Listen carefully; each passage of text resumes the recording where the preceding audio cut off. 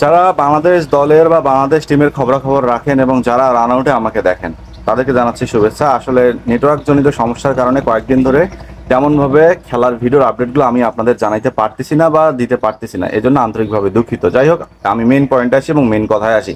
তো বাংলাদেশ টিম পাকিস্তান সফর করবে, এই সফরকে ঘিরে একটা গুজব শুরু হয়েছে তামিম ইকবাল খান পাকিস্তান সফরে ফিরছেন কি না। স্পষ্ট ভাষায় জানাই দেয়, তামিম ইকবাল টেস্ট ক্রিকেট ফিরতেছেন না। শুধু পাকিস্তান সফরে না, পাকিস্তান পর বাংলাদেশের যে ইন্ডিয়ার সাথে 2 ম্যাচ টেস্ট খেলা আছে, 2টা টি-20 আছে, সেখানেও তামিম ইকবাল ফিরতেছেন না। এখন আপনারা হয়তো বলতে পারেন, ভাই হঠাৎ করে তামিম ইকবালের কথা কেন বলতেছেন? হ্যাঁ, এখানে কিছু নিউজ ভাষাভাষি করতেছে যে তামিম ইকবাল খান পাকিস্তানের সাথে টেস্ট সিরিজে ফিরতেছেন, তামিম ইকবাল খান ইন্ডিয়ার সাথে টেস্ট সিরিজে ফিরতেছেন, টি-20তে ফিরতেছেন। এটা সম্পূর্ণ ভুয়া নিউজ। তামিম ইকবাল খান কোনোভাবেই এই 2টা সিরিজে ফিরতেছেন না। তবে হ্যাঁ, তামিম ইকবাল খান ফিরতেছেন ন্যাশনাল টিমে চ্যাম্পিয়ন্স ট্রফিতে এবং নভেম্বরে ওয়েস্ট ইন্ডিজের মধ্যকার সিরিজ দিয়ে। হ্যাঁ, গতকালকে যখন cricket operation chairman Jalal Yunus Khan তিনি যখন এসে মানে সাক্ষাৎকারটা দিল, তার সাক্ষাৎকারটা ভালোই লাগছে। তিনি অনেক ভালো কথা বলছেন, হ্যাঁ অনেকগুলো কথাই বলছেন। সেই কথার আপডেটগুলো হয়তো আমার আগের ভিডিওতে আপনারা পেয়ে যাচ্ছেন, তো এই কথাগুলো আর বাড়াবো না। আমি মেন কথায় আসি, তাকে প্রশ্ন করা হয়েছে তামিম ইকবাল খানের অবস্থা কি। সেখানে তিনি স্পষ্ট ভাষায় বলছেন যে তামিম ইকবালের সাথে আমাদের যে বোর্ড মিটিংটা ছিল বা বোর্ডের যারা হত্যাকর্তারা ছিল তাদের সাথে আমাদের তামিম ইকবালের আলোচনাটা শেষ হয়েছে বা তামিমের সাথে বসে আলোচনা করার সময়টা শেষ হয়েছে। এখন তামিম ইকবালের সাথে বসবে শুধুমাত্র বিসিবি সভাপতি।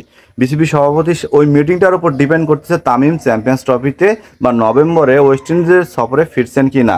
সো এখানে বিসিবি সভাপতি নাজমুল হোসেন পাপনের সাথে তামিমের এই বৈঠকটা অনেক অনেক গুরুত্বপূর্ণ, কারণ তামিমের সাথে বসার মতো আর কোনো মানুষের বাকি নাই বিসিবিতে। বিসিবির যত পরিচালক আছে, যত বড় বড় পরিচালক আছে, সবাই তামিমের সাথে মিটিং শেষ করছে। এখন ফাইনাল মিটিংয়ের জন্য অপেক্ষা করতে হবে যে বোর্ড সভাপতির সাথে যে মিটিংটা হবে তামিম ইকবালের, সেটা যদি হ্যাঁ একদম দেখা যাচ্ছে একদম 6-4 লেগে যায়, তাহলে মনে করেন যে তামিম ইকবাল ন্যাশনাল টিমে ব্যাক করতেছে। এবং তামিম ইকবাল কে এই কারণেই ন্যাশনাল টিমে ব্যাক করার জোর দাবি জানাইছে বিশ্বকাপে, মানে 50 ওভার বিশ্বকাপে বাংলাদেশের হতশ্রী পারফরমেন্স, সেই সাথে টি-20 ওয়ার্ল্ড কাপে বাংলাদেশের ওপেনারদের হতশ্রী পারফরমেন্স। তামিম ইকবালের জায়গাতে যাকেই খেলানো হয়েছে, হ্যাঁ সেই ব্যর্থ হয়েছে, সেই কোনো সফলতা পায় নাই। হাতুড়ি সিংয়ের চক্রান্ত যেটা তামিম ইকবালের সাথে চলছে, সেটারও অবসান হতে যাচ্ছে, কারণ হাতুড়ি সিংয়ের সাথে বা বিসিবির আর কোনো মেয়াদ বাড়তিছে না।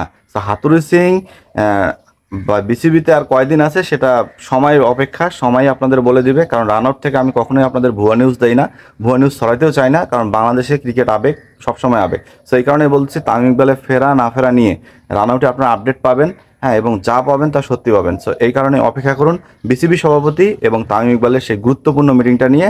এবং সেই সাথে বাংলাদেশের মানুষের হয়ে রান আউট থেকে তামিম ইকবালকে আমি অনুরোধ জানাবো যে আপনি ন্যাশনাল টিমে ফিরে আসেন, কারণ আপনাকে আমাদের ন্যাশনাল টিমে চ্যাম্পিয়ন্স ট্রফিতে বিশেষ করে প্রচুর দরকার। কারণ এই চ্যাম্পিয়ন্স ট্রফির পর হয়তো আমরা আমাদের সিনিয়রদেরকে আর দেখতে পাবো না। সো রান আউটে যারা দেখছেন অবশ্যই সাথে থাকবেন।